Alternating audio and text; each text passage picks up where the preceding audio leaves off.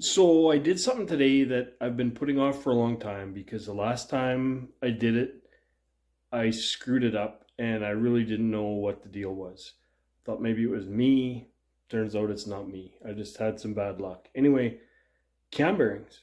If you're wondering about installing cam bearings, this is specifically a small block Mopar, but it should be pretty much the same regardless what you're pounding them into. Anyway, if you're interested in installing cam bearings, I'll show you how I did it.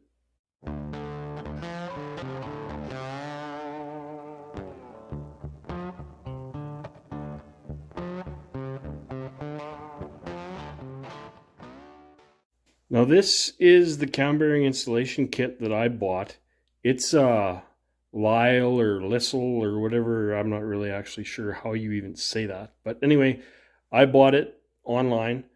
I know there's some cheaper brands, and honestly, from looking at them and looking at this one, and I actually happened to look at a cheaper one that a buddy of mine bought, I think it's all pretty much the same crap. So, I mean, I guess unless you're a professional machine shop that's going to build 7,000 motors, I wouldn't worry about spending too much money on a expensive cam bearing installation kit.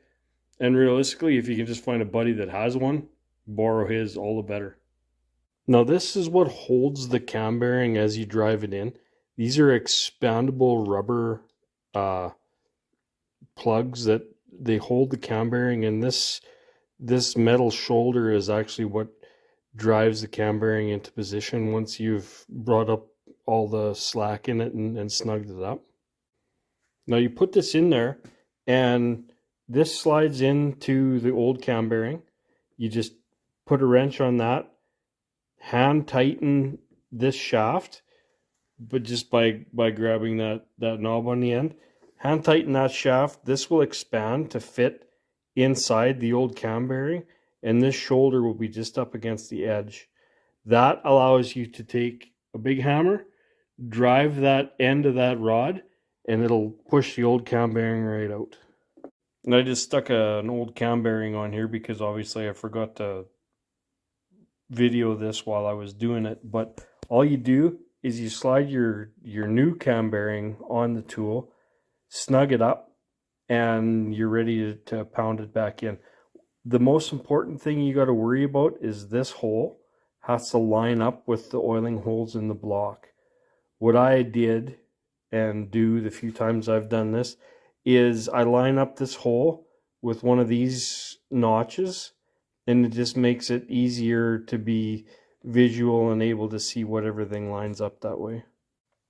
And there's that plastic cone that goes on the end of the shaft, and it just centers this end while the bearing centers the other end, and it just keeps everything in line so you tap it in nice and straight and true.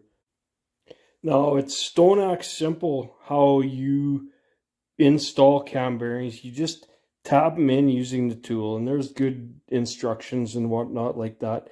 The only things I wanted to mention in this video is double check, look down through these oil holes when you're done. You can't see nothing right now because I've got a cam in there, but double check and make sure you can see light through the holes that you need to see light through, and run a wire or something like that just to make sure that you've got clear passage for oils through all your oil holes. That's the only thing that you even remotely have to worry about when you're doing this. The other thing that tripped me up last time was I blound them in, and I thought, oh man, this is awesome. And I went to install my camshaft, and it was amazingly tight. I could not turn it for nothing. Anyway, I did this one, and it just turns beautifully by hand. It just turns like butter in those new bearings. So what the deal is, and what I wanted to share with you guys today, some engines, and I'm told the older Mopar LA small blocks were worse than a lot of engines for this, but supposedly some engines, these registers for the bearings just don't line up quite perfectly, and that's what happened to me last time. It was this second from the back bearing would keep going in there, and it was on somewhat of an angle. Now, a machine shop or whatever can clearance them and make them work, and it's really no big deal. But for the home guy, it's not quite so easy to clearance that bearing and make it something that's actually going to be usable long term in an engine.